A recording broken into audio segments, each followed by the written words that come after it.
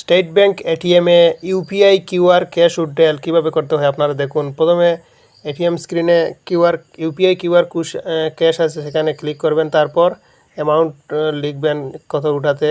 আমি 500 লিখলাম। দেখো কন্টিনিউতে ক্লিক করার পরে ওখানে একটা কিউআর কোড আসবে, তখন ফোনপে বা গুগল পে দিই সেটা কিউআর কোডে পয়সাটা পে করবে। তখন সাথে সাথে কিউআর কোড যখন স্ক্যান করা হবে ফোনপে বা গুগল পে দিয়ে, তখন অটোমেটিক অ্যামাউন্ট থাকবে। তখন অ্যামাউন্টটা পে করার পরে এটিএম স্ক্রিনে অ্যামাউন্টটা আমি পে করছি, দেখতে পাচ্ছেন 500 টাকা অ্যামাউন্ট পে করার পরে পেটা হয়ে গেছে, পেইড হয়ে গেছে। তখন এটিএম স্ক্রিনে কন্টিনিউ বটন থাকবে, সেখানে ক্লিক করার পরে অটোমেটিক টাকাটা চলে আসবে। দেখে আমার 500 টাকা চলে আসছে। এইভাবে ইউপিআই কিউআর ক্যাশ উইথড্রল করা যায় স্টেট ব্যাংকের এটিএমে। ফোনপে বা গুগল পে দিয়ে সাথে সাথে রিসিপ্টও চলে আসবে।